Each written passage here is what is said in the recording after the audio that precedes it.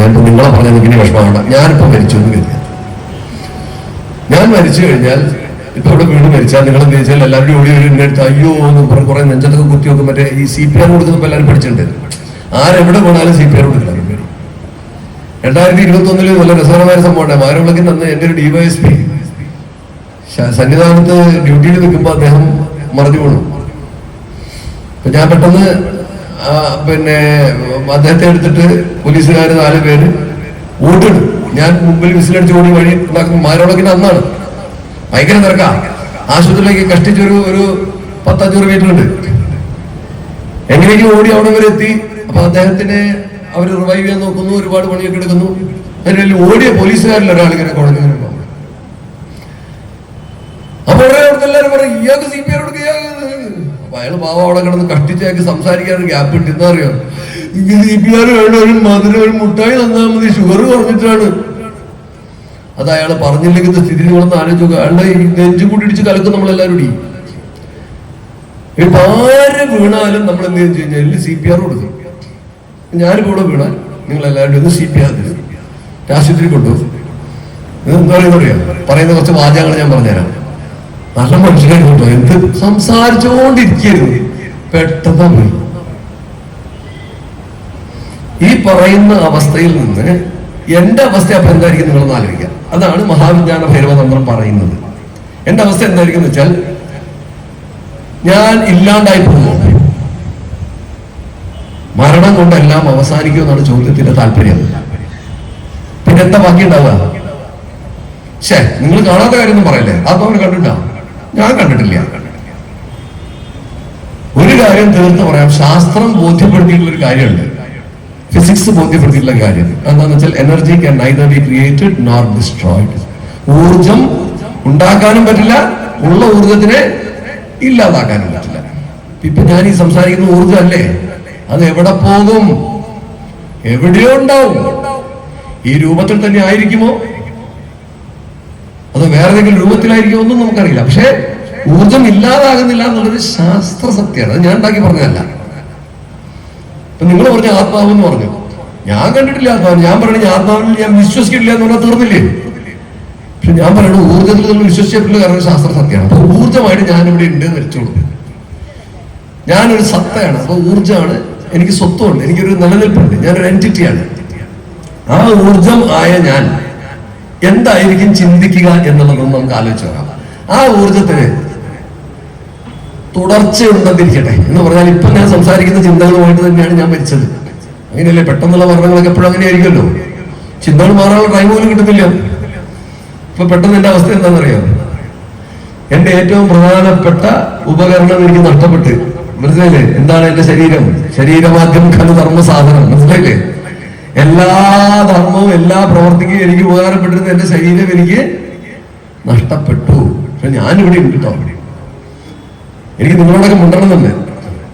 എന്തുകൊണ്ടോ മിണ്ടാൻ പറ്റുന്നില്ല. നിങ്ങൾക്ക് എന്നെ കാണാനും പറ്റുന്നില്ല. അതാണ് ആത്മാവിനെ കണ്ടിട്ടില്ല എന്ന് ഞാൻ പറഞ്ഞത്. അത് കഴിഞ്ഞാൽ നിങ്ങൾ ആലോചിക്കേണ്ടത്, ആ സമയത്ത് എനിക്ക് പ്രയോജനമുണ്ടാകുന്ന എന്ത് കാര്യമാണ് ഇപ്പൊ ജീവനോട് ഇരിക്കുമ്പോ എന്റെ കയ്യിലുള്ളത്? ഒന്നുകൂടെ പറയണോ? നിങ്ങളോട് ആലോചിക്കേണ്ട കാര്യം ഞാൻ പോയതിനു ശേഷം നിങ്ങൾ ആലോചിക്കണം. ആ സമയത്ത് ഞാൻ ഇപ്പൊ ഇവിടെ വീട് മരിച്ചു കഴിഞ്ഞാൽ എനിക്ക് അസ്തിത്വം ബാക്കിയുണ്ടെങ്കിൽ, എന്റെ ചിന്തകൾ ഇത് തന്നെയാണെങ്കിൽ, ആ സമയത്ത് എനിക്ക് പ്രയോജനമുണ്ടാകുന്ന, എനിക്ക് ഗുണമുണ്ടാകുന്ന എന്താണ് മരണത്തിന് മുമ്പ് എന്റെ കയ്യിലുള്ള? IPS കൊണ്ട് പ്രയോജനമുണ്ടോ? ഇല്ല. നേരത്തെ പറഞ്ഞ 500 കോടി 5000 കോടിയുടെ പ്രയോജനമുണ്ടോ? ഇല്ല. എന്തുകൊണ്ടാണ് അവന് പ്രയോജനമുള്ളത്? നമുക്കറിയില്ല. സത്യം പറഞ്ഞാൽ അറിയില്ല. നമ്മളെല്ലാരും പറയുന്നത് ഈശ്വര നാമജപം കൊണ്ട് പ്രയോജനം ഉണ്ടാകും എന്നൊക്കെ പറയാണ്. അറിഞ്ഞൂടെ? ഉറപ്പില്ലേ? പക്ഷെ ഒരു കാര്യം ഉറപ്പാ, ബാക്കിയുള്ള ഒരു കാര്യം കൊണ്ട് ഒരു പ്രയോജനമില്ല. കാരണം 5000 കോടി 50000 കോടിയും സ്വന്തം വിമാനമൊക്കെ ഉള്ളവർ മരിച്ചു കഴിഞ്ഞാൽ എന്താ ഉണ്ടാവുക? നമ്മുടെ ശാസ്ത്രത്തിൽ പറയുന്നുണ്ട് എന്താ ഉണ്ടാവുക എന്നുള്ളത്. പ്രേഷിതം പ്രേതം. നമ്മൾ ഈ പ്രേതം എന്ന് പറയുന്ന സാധനം തന്നെ യഥാർത്ഥമില്ല. പിന്നെ ഇവിടുന്ന് പോകാൻ പറ്റില്ല. ഈ 5000 കോടിയുടെ മുകളിൽ കിടന്നിങ്ങനെ ഒരു പ്രയോജനമില്ല. ഒരു പ്രയോജനമില്ല. ഇതേത് നിമിഷം തിരിച്ചറിയുന്നു. അപ്പൊ ഞാനിപ്പം വേറെ ഈ IPS കൊണ്ട് കാര്യമുണ്ടോ എന്ന് ചോദിച്ചില്ല നിങ്ങൾ പറഞ്ഞു. ഞാനിങ്ങനെ കൈക്കൂലിയൊന്നും മേടിക്കാത്ത വളരെ മിടുക്കനായ സത്യസന്ധനായ ഒരു IPS ഉദ്യോഗസ്ഥനാണ് ഞാൻ എന്ന് ഞാൻ അഹങ്കരിക്കുന്നുണ്ടെന്ന് വെച്ചോളൂ. ഞാൻ മരിച്ചു കഴിഞ്ഞാൽ ഞാൻ എന്താ പറയാ, IPS ആയിരുന്നു ഞാൻ. എന്താ IPS? ഞാൻ പണ്ട് എൻ്റെ അച്ഛൻ ഒരു റിട്ടയർഡ് ന്യായാധിപനായിരുന്നു, മരിച്ചുപോയി. അദ്ദേഹം വീട്ടിലില്ലാത്ത നേരത്ത് ഒരാൾ വേച്ച് വന്ന് ഗേറ്റിന് തട്ടി. അപ്പൊ ഞാൻ ആള് വേച്ച് നടക്കാൻ പറ്റുന്നില്ല അദ്ദേഹത്തിന്, അത്രയും പ്രായമായി. അദ്ദേഹത്തെ ഞാൻ ഓടിച്ചെന്ന് പിടിച്ചു, വീഴാൻ പോവാണ്. എന്നിട്ട് ശബ്ദത്തിന്റെ ഗാംഭീര്യത്തിന് മാത്രം ഒരു കുറവില്ല.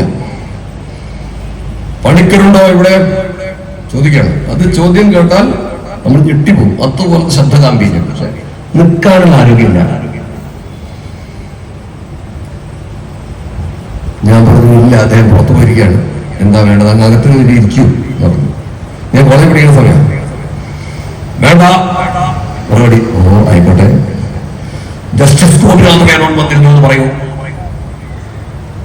അപ്പൊ ഞാൻ ചോദിച്ചു അങ്ങേക്ക് മനസ്സിലായില്ല? പറഞ്ഞില്ലേ? അപ്പൊ ആ ശബ്ദത്തിന്റെ ധാർഷ്ട്യം എന്താണെന്നറിയോ? ഞാൻ ജസ്റ്റിസ് ആണെന്ന് നിനക്ക് അറിഞ്ഞൂടെ എന്നാണ്. അപ്പൊ ഞാൻ നോക്കുമ്പോ അദ്ദേഹം എന്ത് ജസ്റ്റിസ് ആയിട്ട് കാര്യമില്ല, എഴുന്നേൽക്കാൻ പറ്റുന്നില്ല. മനസ്സിലാക്കണം, എന്ത് ജസ്റ്റിസ് ആയിട്ട് എന്താ കാര്യം?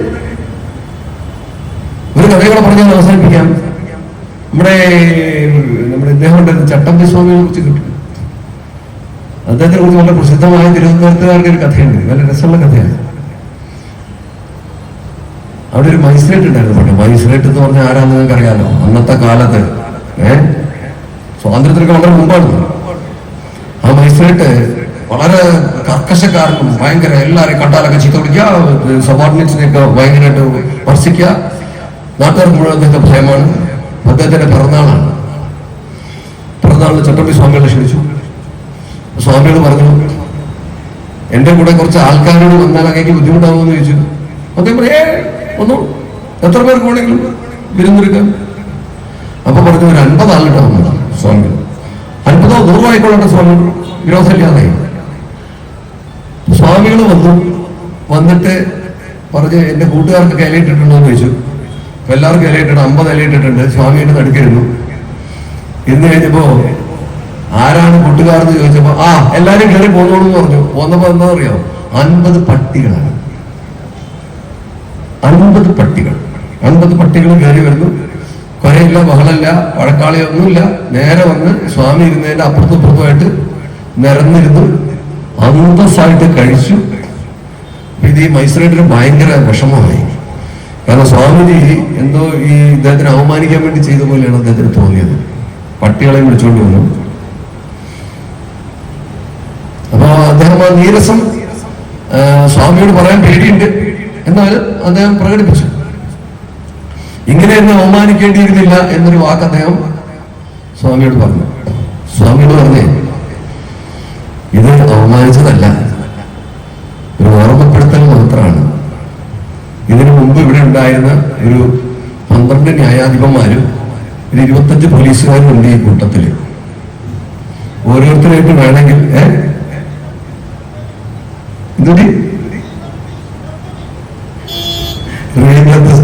അദ്ദേഹം പറഞ്ഞത്. അപ്പോ ഇവരെ ഓരോരുത്തരെയും വിളിച്ച് പരിചയപ്പെടുത്തണോ എന്ന് ചോദിച്ചു. 1-2 ആളുടെ പേര് പറഞ്ഞു കൊടുത്തു. പേര് പറഞ്ഞു കൊടുത്തിട്ട് അവര് ചെയ്യുന്ന പ്രവർത്തികളും ഏത് പ്രവർത്തികളും കൊണ്ട് അവരിങ്ങനെ ആയിരുന്നു കൂടി അദ്ദേഹം പറഞ്ഞു കൊടുത്തു എന്നാണ്. അതോടുകൂടി സാഷ്ടാംഗം നമസ്കരിച്ചു സ്വാമികളെ എന്നാണ്. അപ്പൊ നോക്കൂ, ഇനി റീബർത്ത് ഡെഫിനറ്റ് എന്ന് അദ്ദേഹം പറഞ്ഞു. ഞാനത് വിശ്വസിക്കുന്നുണ്ടോ ഇല്ലയോ എന്നുള്ളത് അപ്രസക്തം. നിങ്ങൾ വിശ്വസിക്കണ്ട, വിശ്വസിക്കാതിരിക്കുക, എന്ത് വേണോ ചെയ്തോളൂ, കുഴപ്പമില്ല. ഉണ്ടെങ്കിലുള്ള അവസ്ഥ ഒന്ന് ആലോചിക്കുക. ഉണ്ടെങ്കിലുള്ള അവസ്ഥ നമുക്കറിയില്ലല്ലോ. ഉണ്ടെങ്കിലത്തെ അവസ്ഥ മരിച്ചു പോവുകയും ചെയ്തു, ഇനി ഒരു ജന്മവും കിട്ടണില്ല, ഞാൻ അടഞ്ഞു തിരിഞ്ഞ് നടക്കേണ്ടി വരികയാണ്. അങ്ങനെ വന്ന് ഒരു ജന്മം കിട്ടേണ്ട. അതാണ് ഈച്ച ചത്തൊരു പൂച്ചയായിടുന്നു, ഈശ്വരന്റെ വിലാസങ്ങളിങ്ങനെ നരിചത്തു നരനായി പിറക്കുന്നു, കൃപ കൂടാതെ പീഡിപ്പിച്ചിടുന്നു, നൃപൻ പിന്നെ കൃപയായി പിറക്കുന്നു. ഇതൊക്കെ ഹരിനാമകർത്ത ഞാൻ ഉണ്ടാക്കിയതല്ലോ. ഇതെല്ലാം ഓർത്ത് ഒരു പൊടിക്ക് അടങ്ങിയാൽ നിങ്ങൾ നന്നായാൽ നിങ്ങൾക്ക് കൊള്ളാം എന്ന് പറയും. നമ്മൾ പറയില്ലേ, ഒരു സിനിമ പറയുന്നുണ്ട്, ഇതിങ്ങനെ ഇടയിലിട്ട് എന്നെ കഷ്ടപ്പെടുത്താതെ ഇതിങ്ങളെയൊക്കെ അങ്ങ് വിളിക്കുമോ എന്ന് ചോദിച്ചൊരു സിനിമയുണ്ട്. അതുപോലെ ആകരുത്. നമ്മൾ നന്നായിട്ട് നമ്മൾ തന്നെ തിരുത്തിയാൽ മതി. സ്വധർമാനുഷ്ഠാനം എന്നാണ് ഈ പ്രപഞ്ചത്തിലെ ഏറ്റവും വലിയ വെല്ലുവിളി. നമ്മൾ എപ്പോഴും എന്താ ചെയ്യണമെന്ന് പറയാം, പരധർമാനുഷ്ഠാനമാണ് ചെയ്യുന്നത്. അയാൾ ചെയ്യുന്നത് ശരിയാണെന്ന് നോക്കിയാൽ അവൻ ആള് ശരിയല്ല. അത് പറയാൻ നിയോഗിക്കപ്പെടുന്ന ഉദ്യോഗസ്ഥനും സ്ഥാനത്തും ഇരിക്കുമ്പോൾ നിങ്ങളത് പറയുക. ഇപ്പൊ ഞാനും മധുബാബും കൂടി ഇരുന്നിട്ട് ഇവിടുത്തെ കള്ളു കുടിച്ച് തുള്ളിക്കളിക്കുമ്പോഴേ നിങ്ങളെയൊക്കെ നേരെ ഒന്ന് കത്തിയെടുത്ത് വീശുമ്പം ഞാൻ എന്റെ ധർമ്മം അനുഷ്ഠിച്ചോളാം, അവൻ അവന്റെ ധർമ്മം അനുഷ്ഠിച്ചോളാം എന്ന് പറയുന്നതല്ല ധർമ്മം. ഞങ്ങളുടെ ധർമ്മം ഔദ്യോഗികമായിട്ട് അവനെ തടയാന്നുള്ളതാണ് ഞങ്ങൾ ചെയ്യണം. നിങ്ങളും മറ്റുള്ളവർക്ക് അപകടം ഉണ്ടാവുകയാണെങ്കിൽ നിങ്ങളുടെ ധർമ്മം അവൻ തടയാന്നുള്ളതാണ്. അല്ലാതെ ധർമ്മം പറയാണ്, നിങ്ങൾ പറയുകയാണെന്ന് ഈ ശ്രീജിത്ത് എന്ന് പറഞ്ഞ മഹാകള്ളനാണ്, അതൊന്നിരിക്കട്ടെ, ഞാൻ സന്തോഷത്തോടെ സ്വീകരിക്കണം. എന്നെ ബാധിക്കുന്ന കാര്യമല്ലല്ലോ. അത് ആരെയാ ബാധിക്കുന്നത്? പറയുന്നവരെ ബാധിക്കണം. എനിക്കതാണ് വിഷയമല്ല. ഞാൻ കള്ളനാവാം, ഞാൻ സത്യസന്ധനാവാം. ഞാനത് കേട്ടാൽ എന്ത് വേണമെന്ന് അറിയോ? എന്തെങ്കിലും കള്ളത്തരം ഞാൻ കാണിച്ചിട്ടുള്ള ആത്മപരിശോധന ഞാൻ നടത്തണം. അതാണ് ഞാൻ ചെയ്യേണ്ടത്. ഈ ശ്രീത്ത് എന്ന് പറഞ്ഞിട്ട് ആരും വലിയ പ്രഭാഷണമൊക്കെ നടത്തണം. പക്ഷെ സുത്തം എന്ന് പറയുന്ന കള്ളനുണ്ടോ ഇന്ന് നിങ്ങൾ പറഞ്ഞു തന്നിരിക്കട്ടെ ആരെങ്കിലും. എന്റെ ഈ ചില ഇപ്പൊ ഇന്നിപ്പോ ഇതൊക്കെ പറഞ്ഞു കഴിയുമ്പോ ഇതിന്റെ ഏതെങ്കിലും ഒരു സാധനം റീലായിട്ട് പോയി വെച്ചോ, അതിനടിയിൽ കാണും തനിക്കൊന്നും വേറെ പണിയൊന്നും ഇല്ലടോ.